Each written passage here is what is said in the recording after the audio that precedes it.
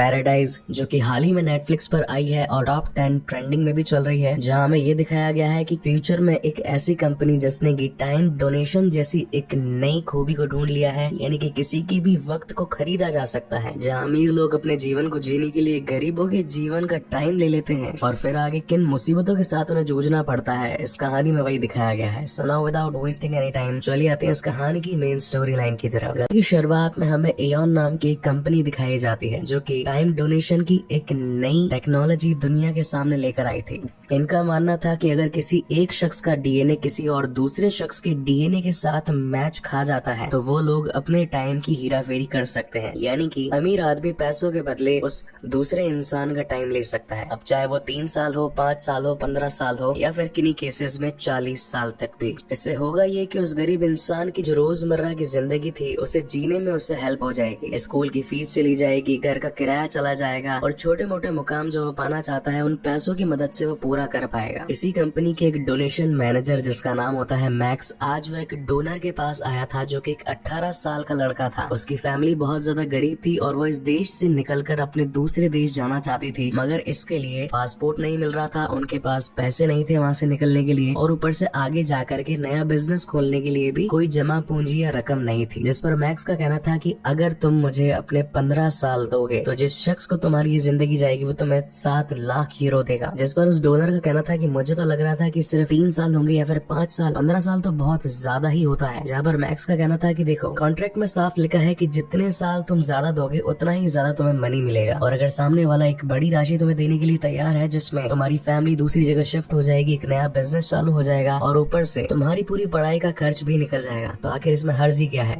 Max बातें करने में और किसी भी क्लाइंट को फंसाने में बहुत ही ज्यादा होशियार था, इसलिए वो क्लाइंट उसकी डील मान जाता है और यहाँ से हम दुनिया के दो पहलुओं को देख पाते हैं। एक ऐसी दुनिया जहाँ पर गरीब लोग झुग्गी झोपड़ियों में रह रहे हैं, वहीं दूसरी ओर जहाँ पर लंबी ऊंची बिल्डिंग्स, तेज तर्रार गाड़ियां और इसके साथ ही बेहतरीन सिक्योरिटी और मैनेजमेंट वाली फैसिलिटीज। जिसके बाद हम एयन कंपनी को देख पाते हैं और आज यहाँ पर उसी कंपनी की सीईओ सोफी थाइसन की एक स्पीच थी। इसी के साथ आज एम्प्लॉय ऑफ द ईयर को भी चुना जाने वाला था और वो प्राइज मिल जाता है मैक्स को, क्योंकि उसने 276 सालों की एक बढ़िया डील लाकर अभी तक एयन कंपनी को दी थी, जो कि अभी तक के एम्प्लॉयज में सबसे ज्यादा थी। इसी के साथ सोफी ये भी बताती है कि किसी भी इंसान का मरना हम रोक नहीं सकते, लेकिन कैसा हो कि अगर उसे ज्यादा उम्र मिल जाए वो कामयाबी के उन पलों को और ज्यादा जी पाए जिससे कि ह्यूमन सिविलाइजेशन का भला हो। एग्जाम्पल के लिए Albert Einstein, Michael Jackson, Nelson Mandela, ये लोग ऐसे थे जिन्होंने इस समाज को बहुत कुछ दिया मगर कम उम्र में ही चल बसे। कैसा होता अगर ये कुछ और साल इस दुनिया को दे पाते। हालांकि मौत पर जीत हासिल करना अभी थोड़ा मुश्किल है, मगर उसे रोकने का इलाज हमने ढूंढ लिया है और इसकी पहली सीढ़ी बनेंगे हमारे कुछ साइंटिस्ट जो कि ज्यादा जिएंगे और आगे चलकर भविष्य में और भी लोगों की मदद करेंगे, जिसमें से ऑलरेडी 15 साइंटिस्ट को हमने एंटी एजिंग प्रोसेस के लिए भेज दिया है। इस प्रोसेस को होने में करीब 2 से 3 दिन लगते हैं, यानी कि जिसकी एज ली जाती है वो 2 से 3 दिन में बूढ़ा हो जाता है और जिसे मिलती है वो 2 से 3 दिन में जवान हो जाता है। मगर कुछ लोग जो इनके खिलाफ थे, जो कि नहीं चाहते थे कि ऐसा करना सही रहेगा, क्योंकि ये तो साफ तौर पर इंसानों की जिंदगी के साथ खिलवाड़ करना हुआ। इन लोगों का एक ग्रुप था जिसे कि एडम ग्रुप के नाम से भी जाना जाता है और इसी ग्रुप के एक मेंबर ने उन 15 साइंटिस्टों को जान से मार दिया और अब इनका निशाना थी खुद एयन कंपनी की सीईओ सोफी थाइसन। जिसके बाद हम इस कहानी की एक और लीड कैरेक्टर एलेना को देख पाते हैं, जिसने जस्ट अभी एक नया अपार्टमेंट परचेज किया था और वहीं मैक्स भी पहुंचता है। इन दोनों की हाल ही में शादी हुई होती है, मगर इनके पास इतना पैसा नहीं था कि ऑन द स्पॉट इस अपार्टमेंट को ओन कर सके, इसलिए उन्होंने इसे इंश्योरेंस पर लिया होता है। एलेना एक बैंक में जॉब किया करती थी, उसको उसके सीनियर के साथ में बहुत अच्छी बना करती थी और उसी ने ही मदद करी थी एलेना की इस अपार्टमेंट को परचेज करवाने के लिए। हालांकि अमाउंट बहुत ज्यादा था, सिक्योरिटी भी बहुत ज्यादा थी, मगर मैक्स का कहना था कि कोई दिक्कत नहीं है, मुझे एम्प्लॉय ऑफ द ईयर बनाया गया है, मैं अब मैनेजर पोस्ट पर भी आ चुका हूँ, हम जल्दी ही इस अपार्टमेंट का सारा लोन चुका देंगे। नेक्स्ट डे एलेना मैक्स को अपने घर लेकर जाती है, जहाँ पर उसकी मुलाकात वो अपने मॉम एंड डैड से करवाती है। एलेना के डैड मैक्स से पूछते हैं कि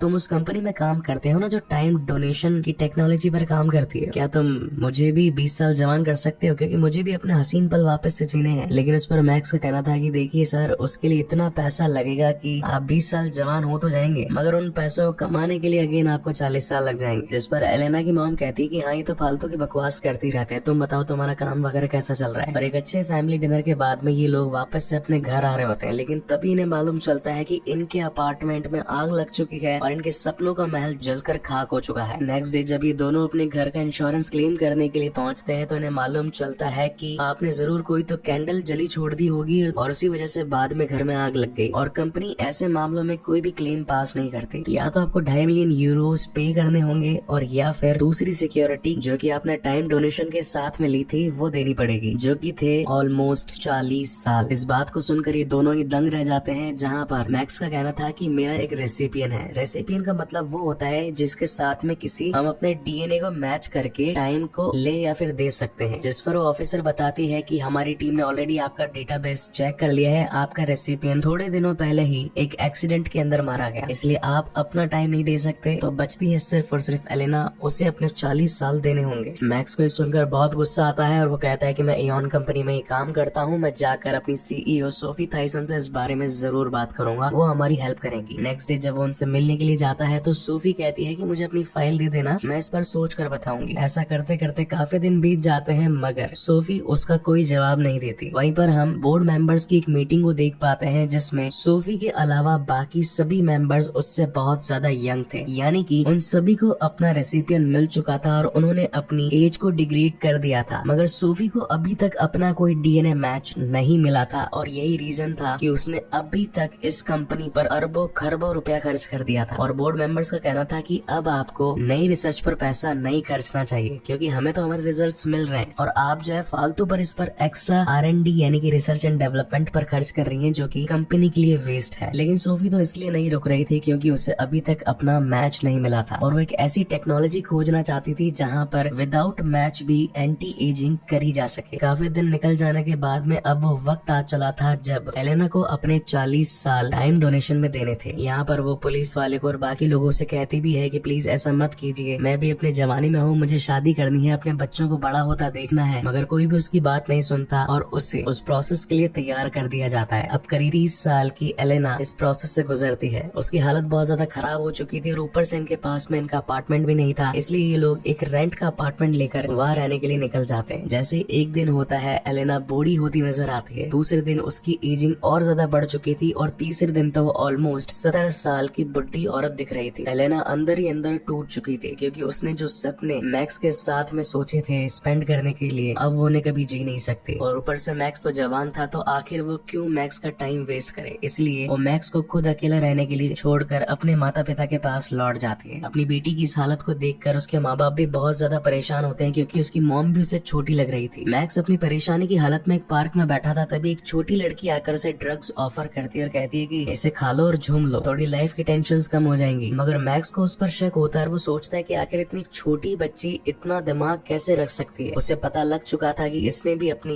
एज को डिग्रेड करवाया है। और जब वो उसके पास जाता है और पूछता है कि आखिर तुमने ये सुंदर चेहरा कहाँ से पाया, क्योंकि एऑन कंपनी वाले ऐसी एजिंग करवाने के लिए तो खरबों ले लेंगे, तुमने जरूर ये कहीं से सस्ते में करवाया है। जहाँ पर वो उसे एक दूसरी कंपनी के बारे में बताती है जो कि ये सारा काम सस्ते में करवा देती है, मगर ये डील सिर्फ और सिर्फ 6 घंटे के लिए ही वैलिड होती है। इस काम को करने में करीब मैक्स को 2 लाख यूरो लगने वाले थे और एक ऐसा रेसिपिएंट चाहिए था जो कि एलेना की बॉडी के साथ कंपैटिबल हो, जो कि उसे उसकी 40 साल या फिर ऑलमोस्ट आधी तो एज दे सके। अपनी कंपनी से अपना पैसा मांगने के लिए जब मैक्स वहाँ पहुँचता है तो उसे मालूम चलता है कि उसके 40 साल जिसने लिए हैं वो और कोई नहीं बल्कि इस कंपनी की सीईओ सोफी थाइसन ही थी। और अब मैक्स गुस्से में आकर उससे बदला लेने के लिए उतारू हो चुका था, इसलिए एक दिन वो सारी प्लानिंग करके सोफी थाइसन को अगवा कर लेता है और वहाँ पर एडम्स ग्रुप का एक निशान बना जाता है ताकि लोगों को ये लगे कि उनकी राइवलरी कंपनी ने ऐसा किया है। और अब तो अगले दिन यहाँ पर एऑन कंपनी की सिक्योरिटी भी पहुंच चुकी थी, जहाँ पर रीवा नाम की एक ब्लैक कमांडो और ऊपर से विक्टर नाम का एक शख्स भी था जो कि बताता है कि हो ना हो